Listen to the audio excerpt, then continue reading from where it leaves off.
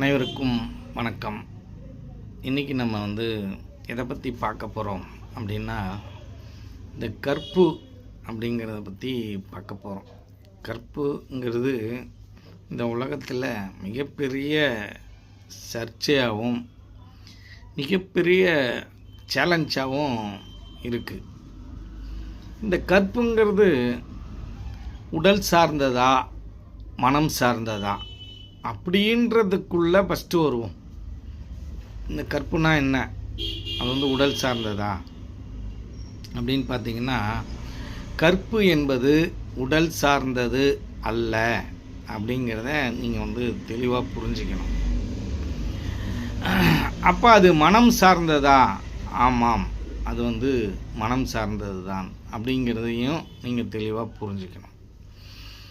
ஏன் அப்படின்னு கேட்டிங்கன்னா, கற்புன்னு சொல்லிட்டு நிறைய விஷயங்கள் இந்த நாட்டில் தவறாக நடக்கிறதும் சரியாக நடக்கிறதும் கலந்தே நடந்துக்கிட்டு இருக்கு. இப்போ கற்புனா என்ன அப்படின்னா, இங்கே அதை பற்றி இங்கே பேசக்குள்ள நிறையா பிரச்சனைகள் இருக்குது.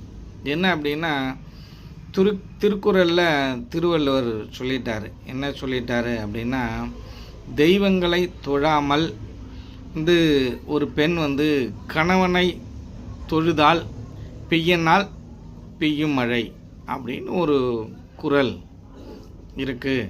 அப்படி நடந்துருமா அப்படின்னா, அப்படி நடக்கிறதுக்கு வாய்ப்பு இல்லை.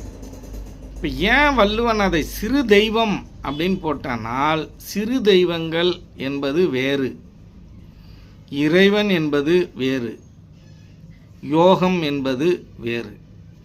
இந்த திருக்குறளை எழுதின இந்த திருவள்ளுவர் காலத்தில் அவரோட அந்த காலத்தில் இருந்த அந்த பழைய மொழியிலேயே அவர் எழுதிட்டு போயிட்டார். அதுக்கு விளக்க உரை தெளிவுரையும் அவரே எழுதியிருந்தால் இந்த பிரச்சனையெல்லாம் வரத்துக்கு வாய்ப்பே இல்லை. ஏன் அப்படின்னு கேட்டிங்கன்னா, இப்போ தெளிவுரை எழுதுகிறேன் அப்படின்ற பேரில் ஒவ்வொருத்தரும் ஒவ்வொரு மாதிரியாக தெளிவுரை எழுதிக்கிட்டே இருக்காங்க. அப்போ நமக்கு ஒன்றுமே புரிய மாட்டேங்குது. ஒரு திருக்குறளுக்கு 100 பேர் விளக்கம் எழுதுகிறாங்க.